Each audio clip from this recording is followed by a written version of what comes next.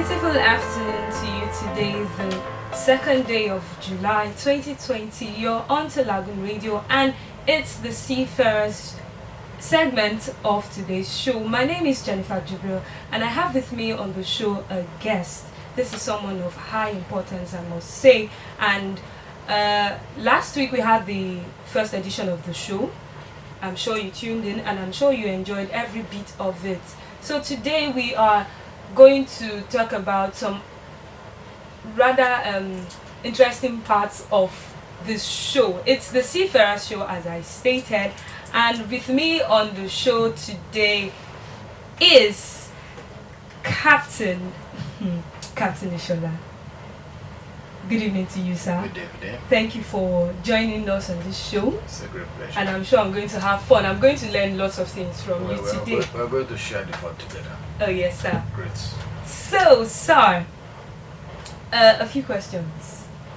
But before I go to that part, Captain Ishola was the former president of the Nigerian Association of Master Mariners. I got that correctly, right? Very correct. Thank you, sir. Thank you, sir, for joining. It's really a privilege, sir. It's a pleasure. So, our first question for today: who is a seafarer? That's a good one. Seafarer. Yes. International Maritime Organization changed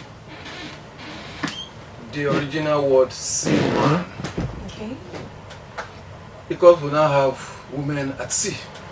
Okay. So we can no longer call it seaman. Yeah.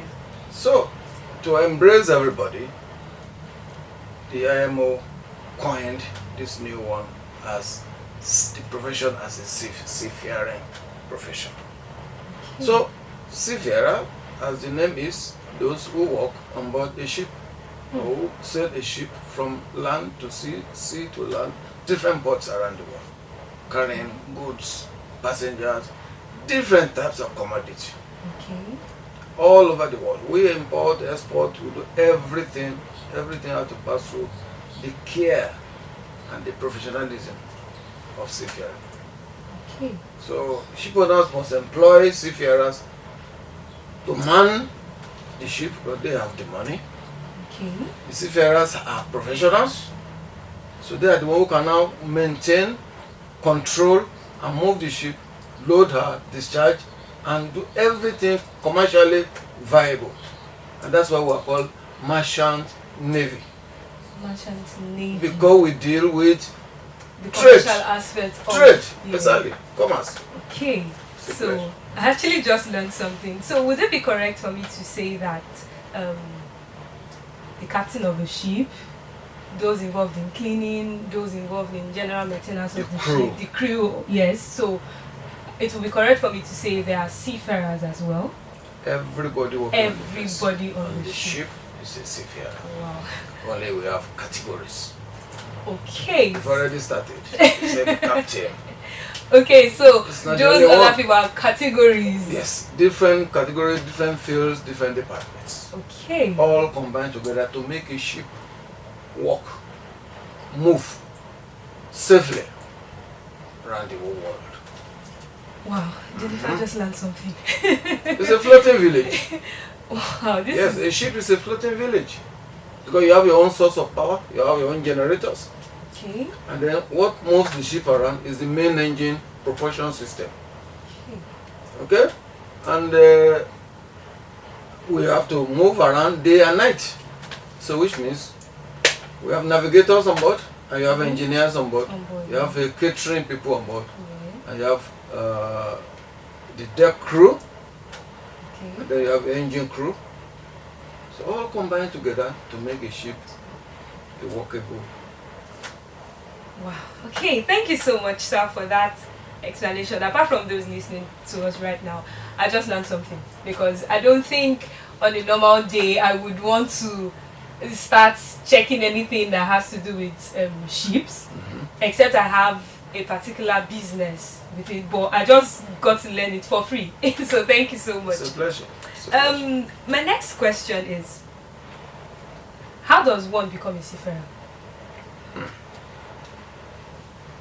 it is a highly technical profession. So you must go to school. Okay. Basically, you must have your WAEC, NECO, O level, ordinary level. And depending on which field you want to pursue, you must have the sciences.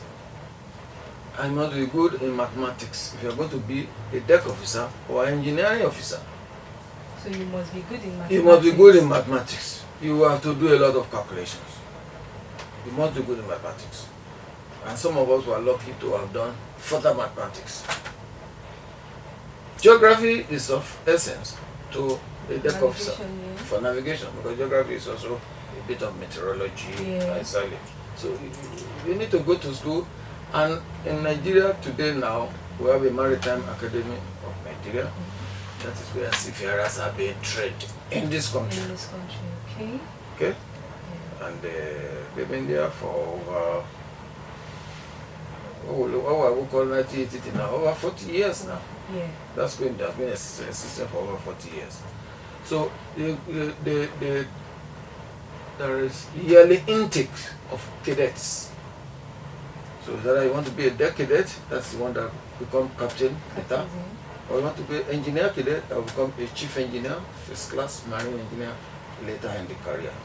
Okay. And there are other courses too, electrical, electronics, electrical training too. So it's a wide field. It's a wide field, but do have your basic qualification before you can go into this profession. Well, I actually had the opportunity of seeing these people. I graduated from the Federal University of Technology, Owerri, and so you will have met a lot of lots of them marine engineers. Exactly, Good. because there's this particular department, maritime technology. Good. And I see them, and they are just. I used to feel like, what is so special about these people? But I think I understand. There are lots of things about them. International people. It's just exclusive because exclusive. They are international. They are always reading.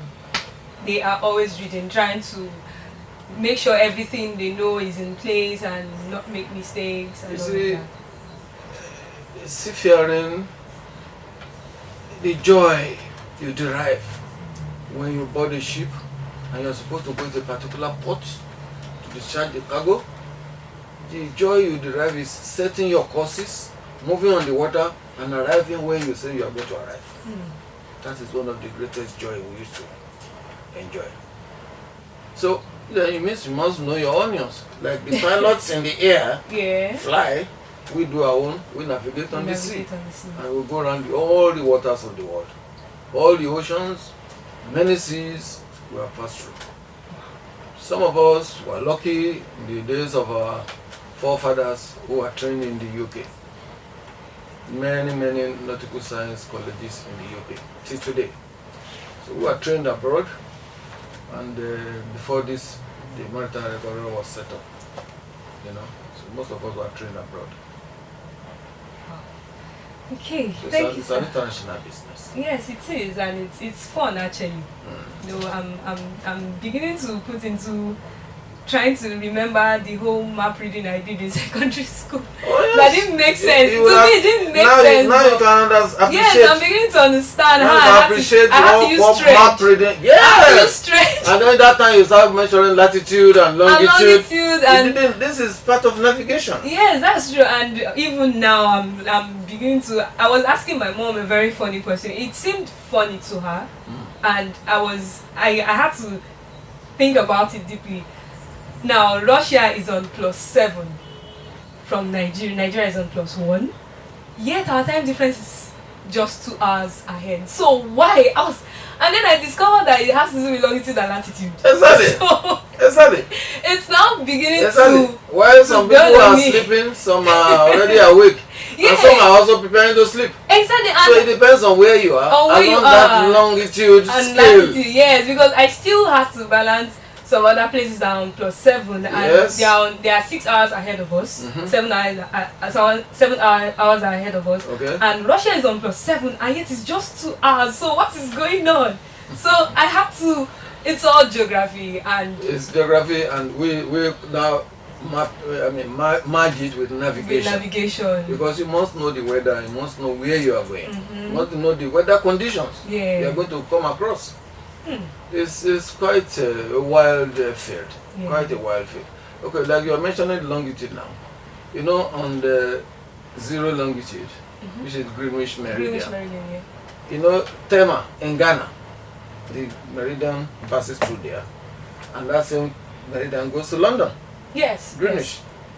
So True. when you have increased latitude to the east, which Nigeria belongs, and then latitude to the west, you see that the timing you understand better. The timing start to change as you are going away from the 0, the Greenwich Meridian. Yes, just so the you are same way. minus if you are in the west, plus if you are in the east. Yeah. Just the same way London now is on daylight saving, they're on the same time they are zone same as time with us. Nigeria because they call it summertime. Yes, and by September they will go back to their normal time. No, October. October. They go back to From their March to October, that's what they keep the same time with Nigeria. Wow, this is It's interesting. interesting. This is actually very interesting. That is what's called time zone. Yeah. You know, in those days when we used to sail to the Far East, when we say Far East, the land of the rising sun, Japan. We used to leave Nigeria here, Lagos here, we'll go to Singapore first, which will take you 18 days. 18 days? 18 consecutive days. On sea? On sea. Wow. You don't have to bother whether you are going to see land or see anywhere. All you know that you know your way, you know where you are going. Wow. And you find out that you start to lose your sleeping habit because of the change of time zone. Because you don't even know. No, because the time between us and Singapore is about 7 hours.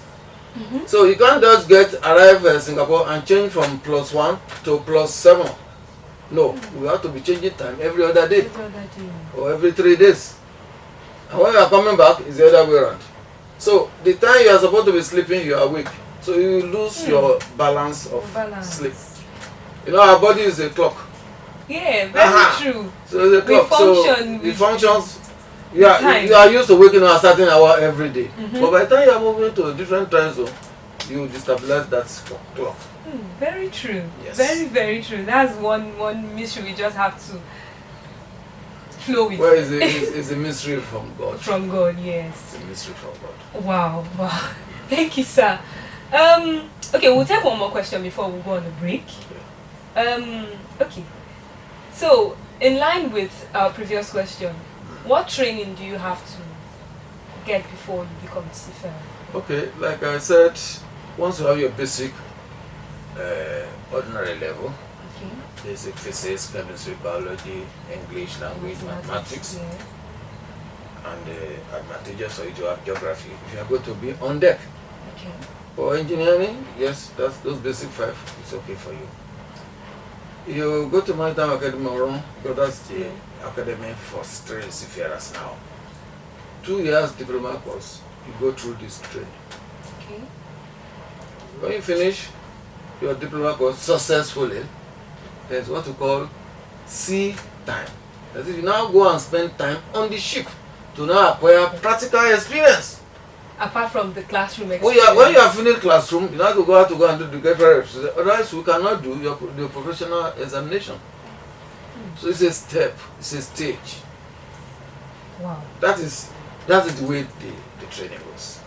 Until you get to the highest level.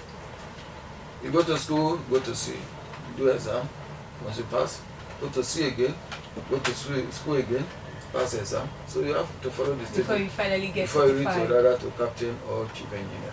Wow.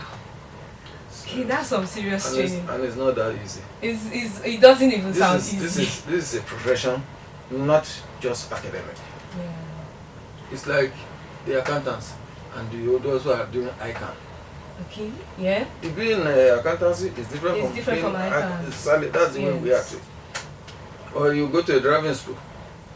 They will teach you the road science, this and that. They see how to go and practice. Otherwise, if you don't practice and you are tested, who's going to issue you a driving license? So it's the same way, just the same line. The same line. Wow. Everything just has to do with commitment and hard work. Hard work, commitment, and be focused. Yes, and focus too, because there's nothing like being lazy. No, If you're no, lazy, no, you no. just You are not there. lose what you came No, for. you lose your focus. You If lose you are your lazy, focus. you must be hardworking. Wow. Be dedicated. Well, nothing comes easy actually. At all in life. Nothing good comes easy because In life. I'm trying to. I think basically the only thing is why some things look easy is interest. Once Yes, you have once the you have interest, in it now looks easy yes, for it you. becomes easy. But you are once putting in a lot of hard work yes, there, a lot which of you hard may not work. you may not realize. others would actually just see that you're putting in so much Exactly. work, And but you your start, interest when you is. start to see the result, people know that yes, there's going to be You a lot of actually hard worked work. for it. I work for this. Wow, thank you so much, sir, for making this really interesting. It's a Well, pleasure. It's a we'll pleasure. go on this music break, and when we're back, we still have a couple of questions to look at. Please stay connected to Lagoon Radio. We'll be back shortly.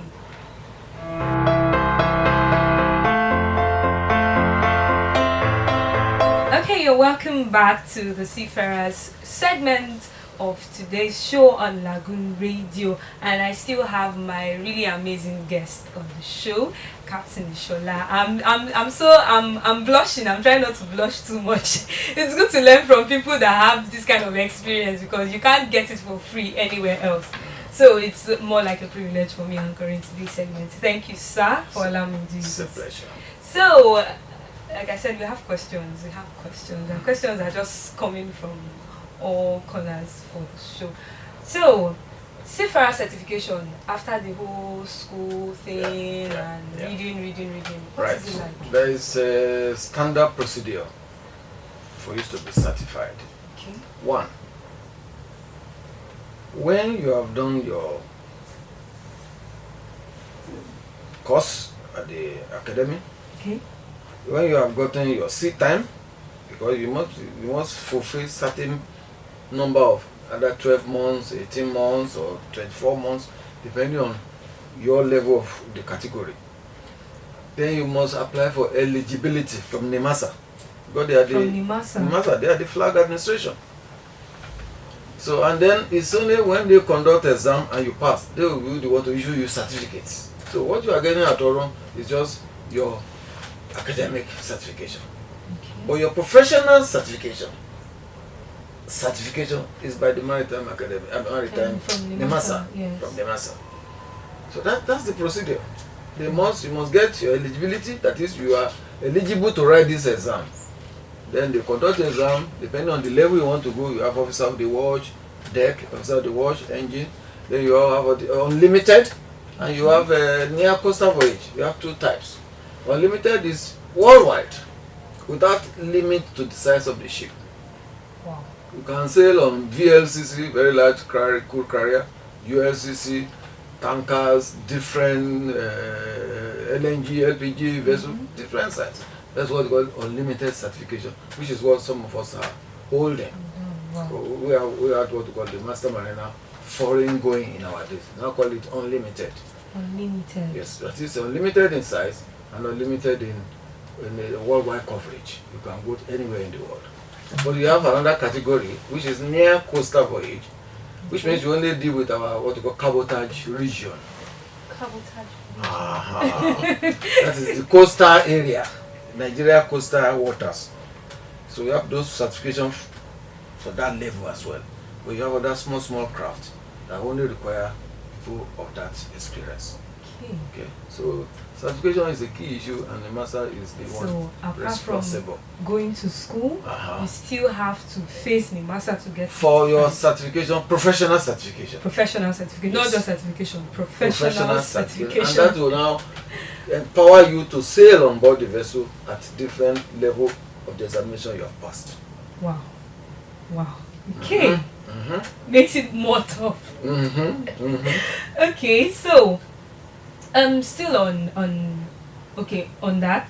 Okay.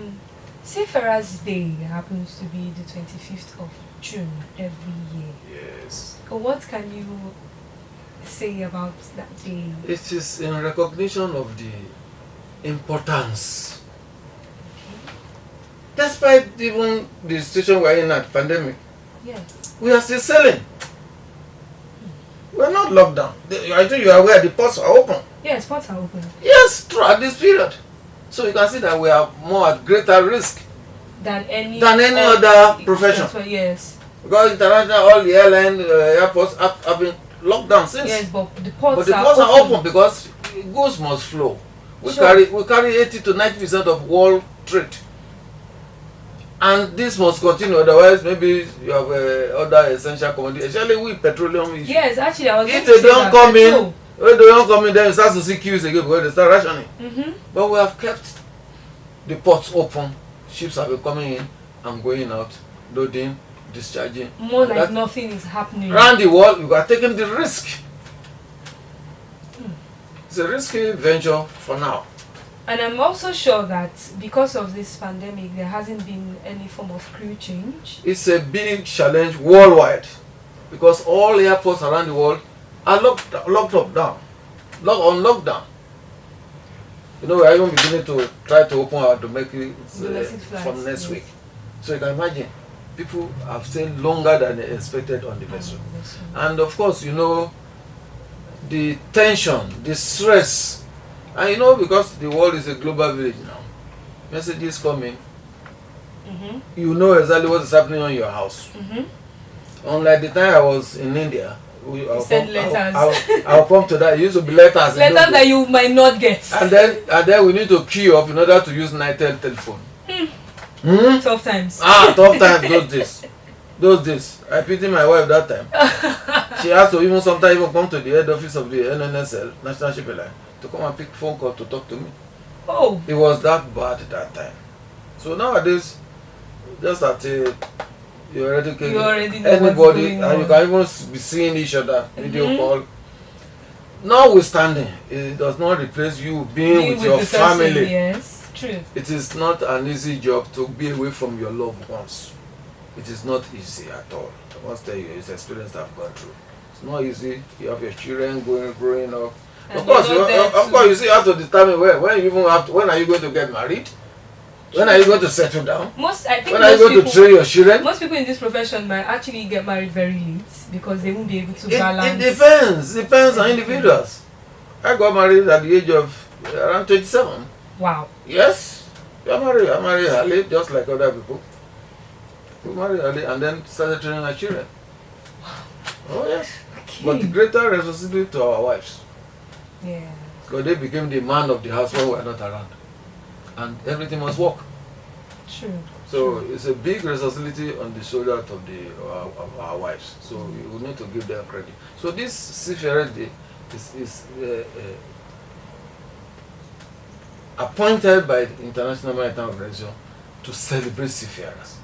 And that was some of the themes was even to encourage for gender equality, to allow women to also come to sea. We already have captains who are women. Yes. We already have ladies who are women, ladies who are chief engineers. So it's just the IMO have been trying to make sure that it's gender friendly, and it gives more opportunities to women to come to sea. Wow. So it's quite interesting. Okay. It's celebrated every year, all over the world. I think I would like to be part of the next one. This year has passed. This year has passed. This year has passed. Actually, COVID-19 did not make it the way it used to have. The first one, 2011 or 2014, was thereabout. I may not get the date very right. It was at Oniko Stadium. Wow. That was March past. It was big occasion. I was part of it. I think I was president that time, Master Marine. Big occasion. We all have to march past different people in the maritime industry, in these different schools. I was march past. They don't, at least in all their uniform. Yes, in the rigs. We call it rigs. Oh, it would look really great. Oh yes. I must say. And it was very, very I'm colorful. trying to imagine very, very colorful occasion. Wow. But nowadays, a lot of people celebrate it in different ways. We in the Master Mariner Association we do celebrate it, the Master do celebrate it, and Mission to Seafarer now beginning to come in, which is really supposed to be their baby. Yeah. True. So I'm happy that they are now getting to the level where they're supposed to be. Yeah, I just hope that by next year, by God's grace, there won't be COVID-19. Amen. By God's grace, and amen. would have a very big Big celebration, celebration because I want to be the part of it. International Day of the Seafarer. Yes, I would like to experience something. We need to be like that. celebrated, Yes, because what we are doing is not an easy job. It is not an easy It's job. not child's play at all. For what I know, the ports have been open. Then the water you are seeing here is very calm. You are only seeing lagoon water here in Lagos here. I'm not seeing sea. When you go to sea, when you go to sea, you see weather. You see rough weather. Sometimes you may not be able to eat 3 to 5 days. Wow. Because the ship will just be rolling, and all the equipment will be running from left, right, and center. If you don't secure them, You lose a lot of things. I'll tell you one nasty experience I had. We came back from Japan. I had the television in my cabin. Okay. Then I was on the bridge for anchor watch. This Lagos fairway boy here, before I came back, my television was on the ground. And that was the end of that television. That came from all the way from Japan. So that's even anchoring outside here can be very rough. Usually this rainy season. Big swell. Yeah, I actually noticed that during the rainy season, Yeah, it's always, the water is always very high. Very high rough, and very rough. very Because you're adding more water now. And then the yeah. winds, Oh, that's true. you're adding more water. That's and true. the winds and the other conditions make it very rough. Make it rough. You Oh, need to be that's- very careful. That's some. In fact, So it's not child's play. It's Working not. at sea. It's not. I don't. Some people, some of my own mates, when we were cadets, we were lucky when we were posted to a ship right from Lagos here. 10 of us out of 24 of us in my set. Okay. They're cadets. 10 of us joined one ship in Lagos here, River Ethiopia in those days. And they took us to the UK before we now started our course there. Some of 2 or 3 of my cadets, of my colleagues, Colleagues, yeah. by the time they were managed to come back to Nigeria, they say bye-bye. They're not going back. No, because they saw it. Say yes. So this Wow. is what I'm going to do. Well, some of us who have been able to endure Decided to and work out stay. for it. That's why we are captain today. Wow. That's life. Now I'm trying to some people imagine cannot. what Some people they cannot must have stand seen. it. Some people cannot stand it. I'm trying to think about what they must have seen. Of to course, not want to go You back. have the taste of it because you were able to sail from Nigeria to the UK. So you're able to see everything. What you are going to experience. This is a career. Do you want to do this or not? But majority of us said, Wow. we thank God for that. Wow. I'm actually glad you did. Because if you didn't, I wouldn't have learned all this from you. So I'm glad you We did. thank God for that. Okay, so let's look at it now on the side of trade. What is the importance of a seafarer in trade when it comes to trade? You know, when you have your agricultural products and they have to either you sell them in the local market or they go to international market. Otherwise, they just remain here. Your crude oil, which we have in large quantity here, if you don't take it to international market, they will remain here. And what do? Maybe our refinery will do a little bit of it and then we'll use it locally. Are we making money? No. Those who have to carry this are seafarers. To move it to the international trade, seafarers are the one responsible. In nowadays, seafarers are highly paid. In foreign exchange, yes, in foreign exchange. Any country we're in, we could be paid in that currency. But things have changed, but mind you, things are basically dollar based now. Yes, dollar So, based. international trade. So movement of goods and the passengers, seafarers are the one responsible. You have a lot of cruise ships carrying more than 3,000, 4,000 passengers.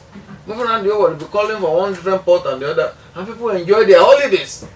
Well, the people who move there around, they are seafarers. So, we had a very big man in this country, late back Anthony. Okay. The man enjoyed sailing on the ship as passenger. Going to UK and coming from UK, the man enjoy it because he will see a lot of countries along the way. He will have enough of rest along the way. The man, he was not flying up and down because if you fly 6 hours, 7 hours, you're already here. But this one, 2 weeks, 12 days, a man enjoy his time, seeing out the work of nature. the work of God.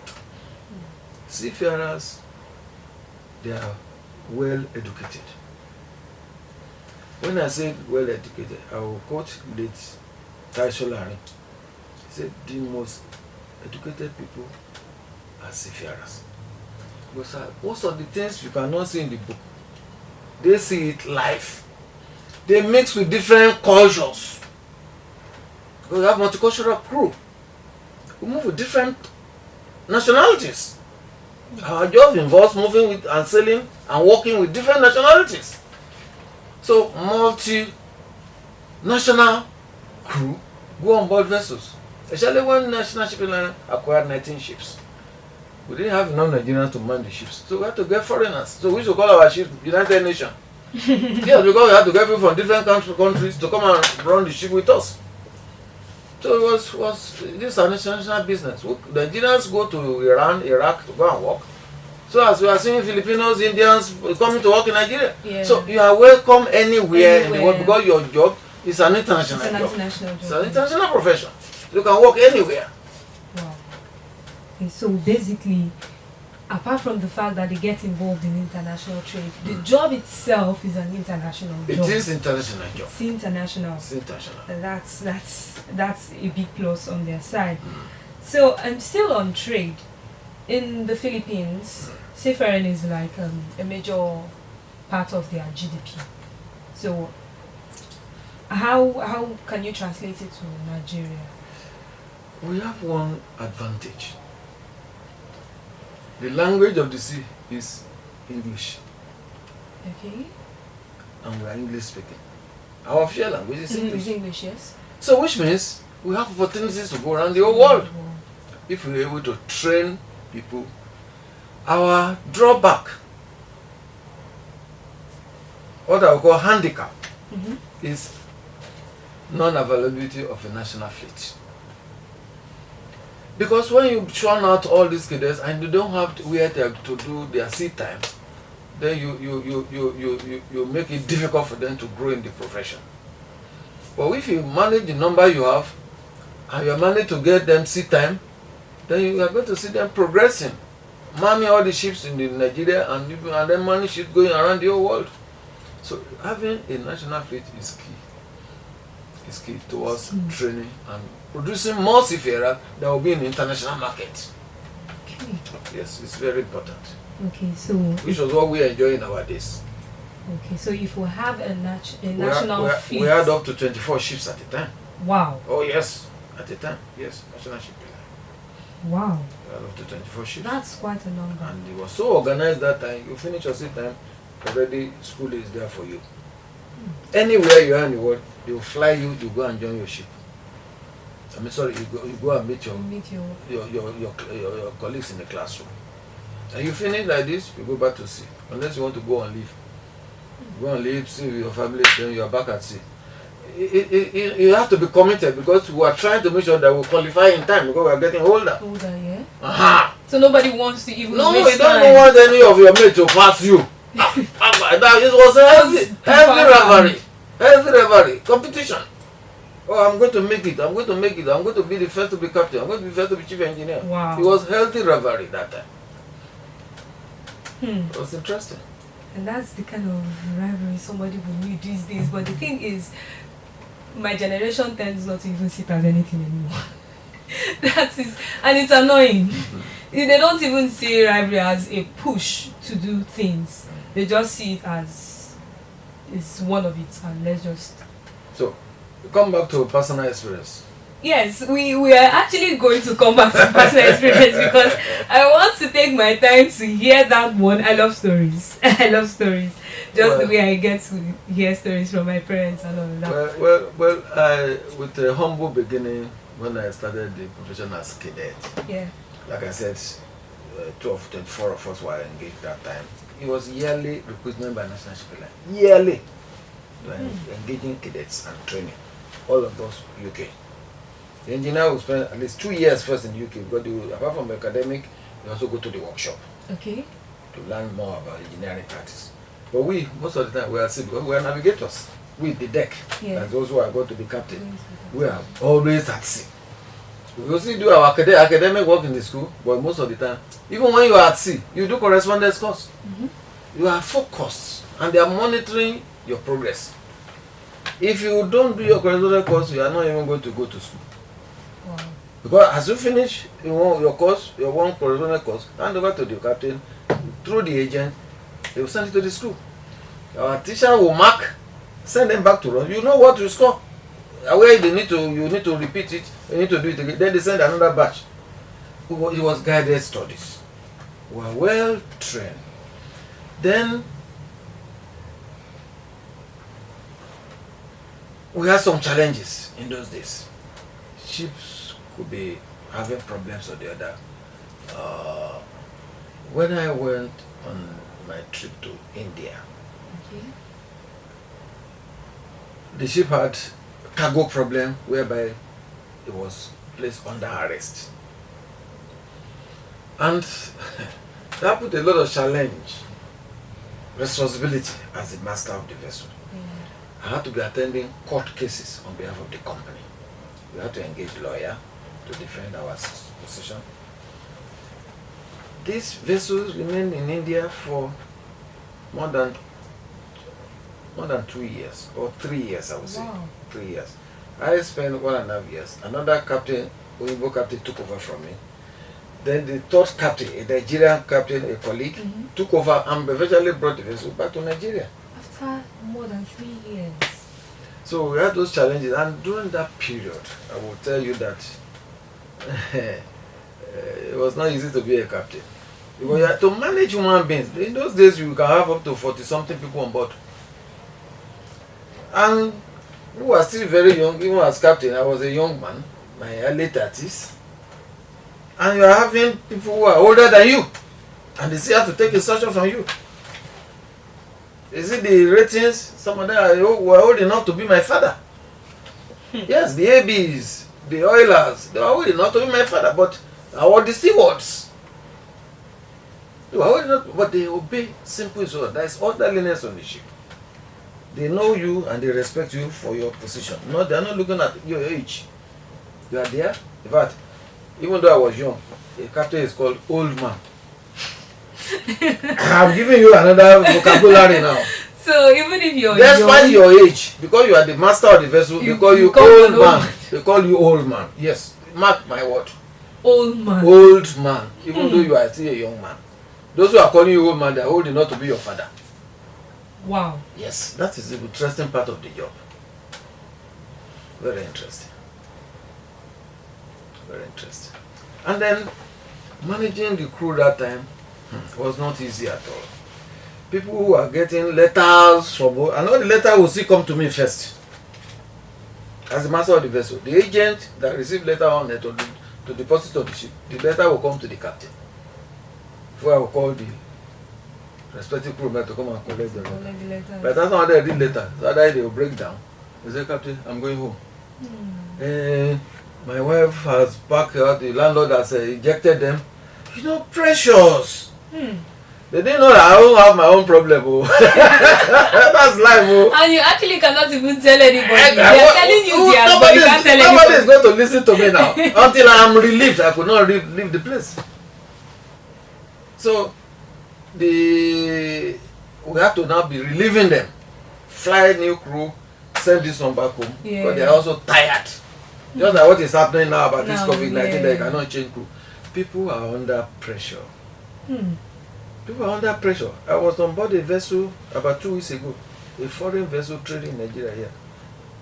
The job I was supposed to do, I couldn't do it. Because I was supposed to interview them, but one, pirates who had already attacked them. So the trauma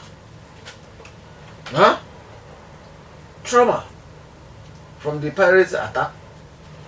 Then the fact that they have stayed longer than expected because of COVID-19. Yes. They couldn't go home. They didn't go home to go and rest, and they were still working. So it was difficult for me to even do the job of auditing that I went for. I said, no, under this condition, I cannot. It's not possible. It's not possible. So there are challenges. This COVID-19 has brought quite its own challenges to seafarers. Wow. I really pity those who are working at sea. I actually feel for them. I feel for them. Even though they are my colleagues. And I think this is more psychological than any other aspect of the job. Because you are working while other people are on lockdown. You have your family to think about. People are working from home instead of working in the office. They are working from home nowadays. Basically risking. But you are moving around, going to the port. You also have quarantine issue.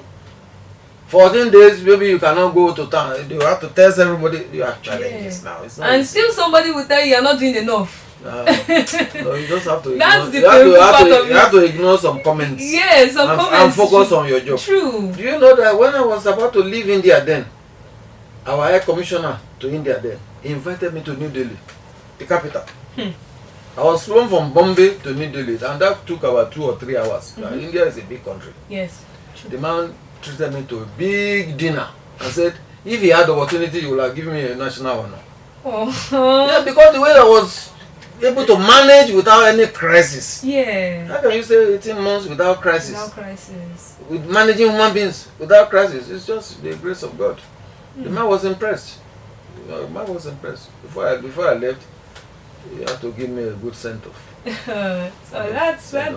It's very interesting. That's very interesting actually. Like you said, it's more difficult to manage human beings than some people just don't have the patience. Than goats. It's very true. Some people just don't have that patience. They don't even want to know what's going on. They don't conform to any rule or regulation. Yeah, they don't. And they just feel you have to listen to them, you have to do what they want, you have to, it always has to be them, but they are quick to forget that those people leading them have their own problems personal problems to attend to, and they just make everything look so complicated and so annoying.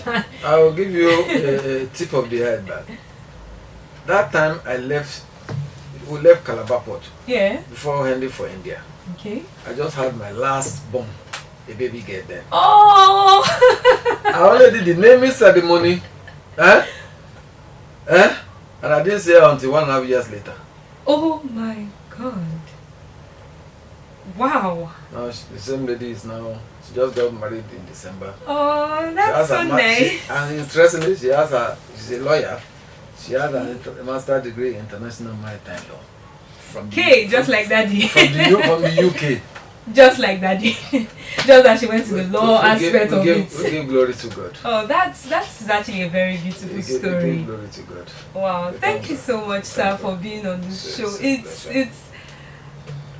I've said this many times, I'm still going to say it. I have learned lots of things I know I wouldn't learn on a normal day. No, I wouldn't learn from the internet. Read them in the book. I won't see them anywhere. You can see some on the internet, but these are practical. Yes, this is life experience. And it's the best, really. It's the best. So, thank you so much, sir, for sharing your story and your experiences and all the wisdom and everything that has to do with seafaring. Because now I'm thinking of a change of career. Call on me anytime. By the grace of God, I'm available. I will have to do that because I'm thinking of a change of career. We need to thank Chief Sarumi that made it possible. Yeah. I wasn't supposed to be here. Captain Oloponi was supposed to be here. Okay. But he was busy. We were busy doing some training and other things. And I said, okay, I'm available. I will do it. And Ms. Fellowship got it. So we're all close family. Oh, yes. Thank you for agreeing, really. Because some people would say they are going to these are people I cannot say no to. Well, some people would have given excuses. I cannot say no to Chief Sarumi. I cannot say no to Ms. Fellowship. But they've all been very nice people. Oh, thank you so much. Ms. Fellowship was my same daughter lawyer. Yeah. They were our boss. Wow. So they look after my daughter for me. So they cannot call me and then I will say no. No, I thank God I was able to make it. Yeah. If not for Lagos traffic, I would have been there even much earlier. Well, I'm glad you actually came. It's a pleasure. So, well, that is where we come to the end of today's segment of the Seafarers show. And I know that last week was awesome. This week is completely amazing. Next week is going to be, I don't know, because I might just use the wrong qualification for what is going to happen next week. I know it's going to be better than what you must have heard last week and this week. So, best advice, try not to miss it. It's going to be 4 p.m. Thursday, every Thursday. It's 4 p.m. every Thursday on Lagoon Radio. You can listen to us via our website on www.lagoonradio.ng. You can follow us on all our social media platforms. On Facebook, it's Lagoon Radio Nigeria. On Instagram and on Twitter, it's at Lagoon Radio NG. And if you want to save yourself so much stress, download the app, the Google Play Store and the Apple Store, and you get more of this. You wouldn't have to miss. You can even set an alarm. I don't care, but do it. So that is where we call the show a wrap. Thank you so much, Captain Adewale Ishola, for being on the show with us. It's really a privilege. It's a great pleasure. So till next week, do have a lovely evening.